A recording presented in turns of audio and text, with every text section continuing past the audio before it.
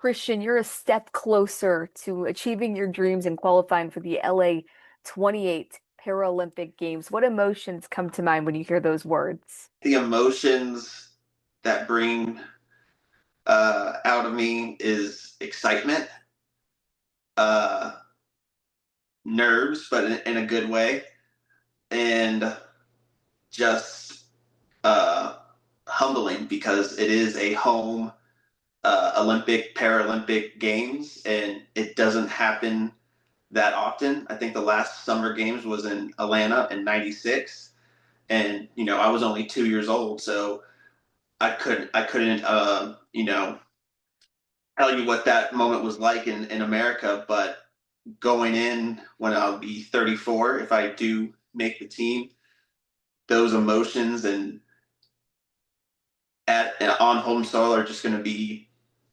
unbelievable. Wow. Now, bring me back to November when you learned you had been selected to be a member of the U.S. Elite Paratriathlon resident team. What was your reaction? Nerve wracking because I had to wait the literally towards the end of the day, and just excitement because I knew it was a new chapter of my life. It was continuing the journey in the sport of triathlon, and it was, I knew my hard work from the past year was paying off, and I knew I had to bet on myself because I know I'm going to be sacrificing a lot to chase that dream towards LA. Can you share just the reality of training for a triathlon? We're talking about swimming, cycling, running. I mean, how difficult is that? Well, when I was training for U.S. Nationals back in the summer, Hmm. I was probably putting in 12 to 14 training sessions per week. So most of the time I was putting in one, two, sometimes three training sessions a day. And I was training about 7 days a week. And it's hard. I'm not going to sugarcoat it. Especially, having a job at the time, training, recovery, nutrition. It was a lot. There's days where I didn't want to train, but I still had to do it.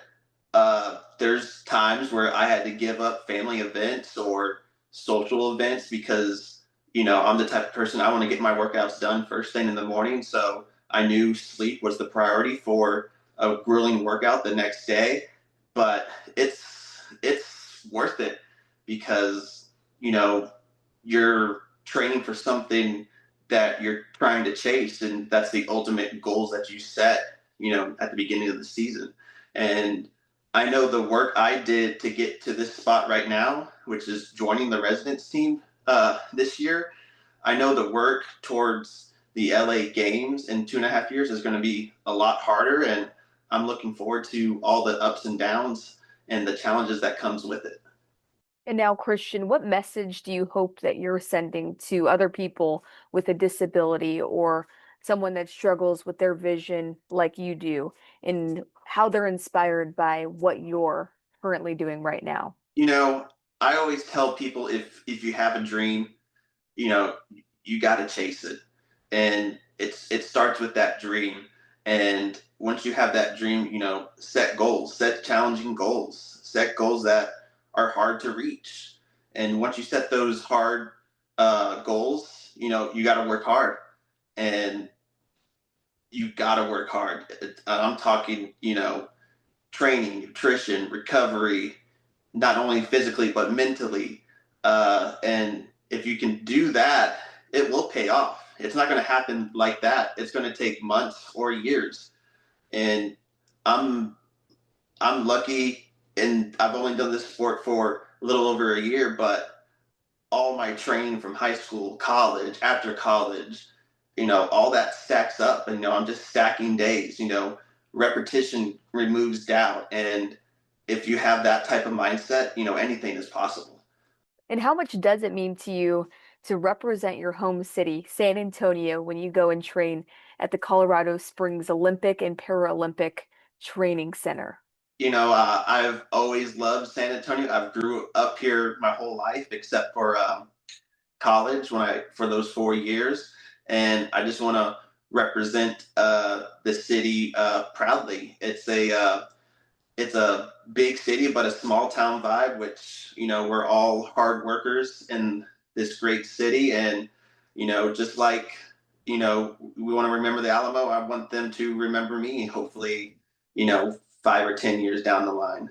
And now in your paratriathlon training, can you talk about what challenges you specifically face due to your vision in not only training, but being as great as you are at the triathlon? The one hard challenge for me is finding the right guide.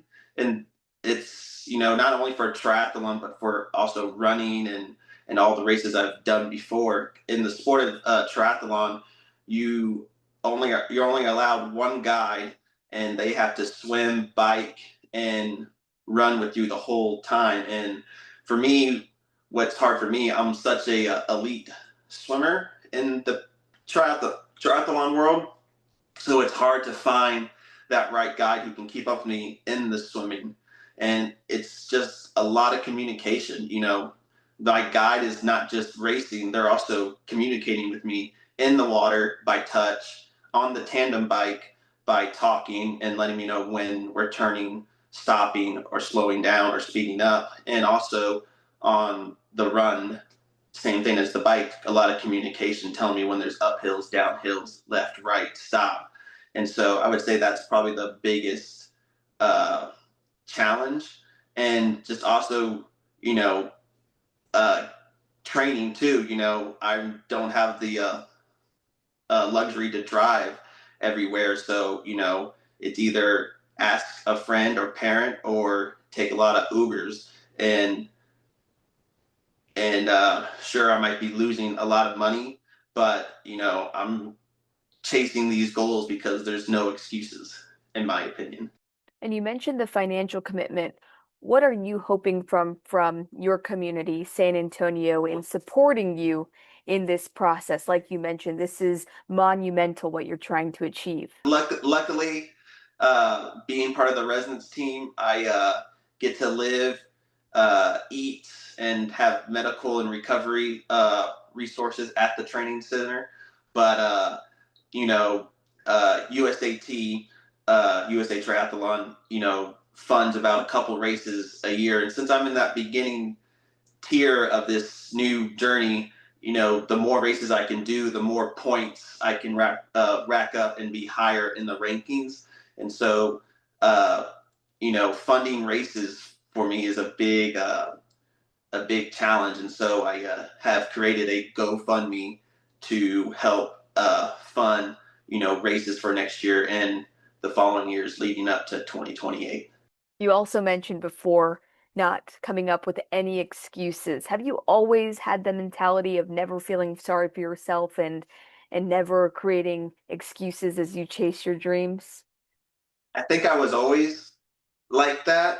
I I remember when I was a high school and college swimmer, I think I've missed maybe two practices just due to maybe a doctor's appointment, or this is no, I'm a big Spurs fan. When the Spurs won in 2014, kind of missed the I kind of missed the afternoon practice because I wanted to see the ring ceremony. So that was the only two I missed. And when I was training for U.S. Nationals back in the summer, I think out of the 105 days during that prep, I think I missed 5 days, and basically those were travel days. And I think just I'm already at a disadvantage with the site, and my mentality is, I just got to outwork everyone, and it doesn't matter if you're tired, sore, sick. Like I said before, I just got to keep on stacking days, keep on doing that repetition because it removes doubt. Because uh, to me, doubt doesn't exist unless you doubt yourself, and just having that positive mindset allows me to open up my imagination and mind. And having putting negative thoughts is not going to move me forward, it's going to set me back. Okay, we're talking just a couple of days before you set off to Colorado Springs to begin your training. Can you describe what your mentality is entering this time and just how locked in you have to be in order to achieve your goals of qualifying for the Paralympics. You know, the best part about this opportunity, about being a resident, there's no distractions. It's just you're living on campus, you're training, you're eating, you're doing the recovery, and it's repeating every day. And I think that's really cool because there's always distractions with work or family or friends. So when I do move up there, it's just me, the other teammates on the residence team, and all the coaches that want to help us and support us to hopefully reach the bigger goals that we set. And now, what is your main goal while you are out in Colorado Springs to try and achieve in this training portion leading up to the Olympics? The big goal is in 2.5 years, the LA Games. I do want to qualify, and the head coach of the residence team believes I can qualify. Some other goals, obviously, don't miss any training sessions. I have no excuse. I have the best doctors, massage therapists, physical therapists, coaches, strength coaches in the country at basically at my fingertips. So there should be no excuse to miss any training sessions. And just other goals that I want to accomplish, about a week and a half ago, I got a mock-up art design of my USA tri-kit racing suit for next year. And, I want to go into an international race and try to be on the podium or try to win a race. I think that would be really cool. That's a lot of that leads to a lot of confidence for future races in 2026 and 2027. So those are some of the goals that I put down for myself. And now we're talking about future goals, but in the process, this is a long process of training for a triathlon. What do you tell yourself in those long races to get you through it? What is your inspiration? It's honestly the goals. Whenever I have a big race on my screensaver, I have uh, the race, the date, and the goal that I'm trying to achieve. So when I wake up, that's the first thing I see. Uh, because when you go up when the big race comes, I have no doubt because I put in the training, and so once race day comes, it's just muscle memory. I'm going to have the same meal. I'm going to warm up the same. I'm going to do my pre-race routine the same. I'm going to talk positive feedback to myself, and it's just learning from each race I do. The more confident and more muscle memory uh, for that race, it's just routine after that. Okay, now you mentioned being a Spurs fan. Is there one spur that has inspired you as you continue to try and reach greatness? Oh man, there's so many. Uh, I would say probably Manu Ginobili.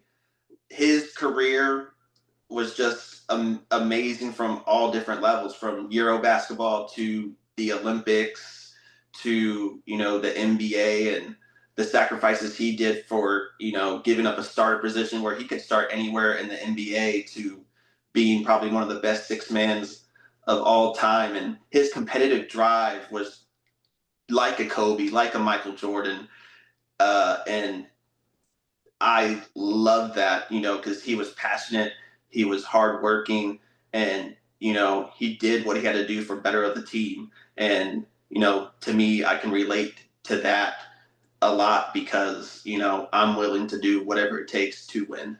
I always tell myself I have 5 pillars of success that helped me be successful, Hmm. and for all those people that want to try something new or don't think they could do it, or they want to do it but they just can't take that first step.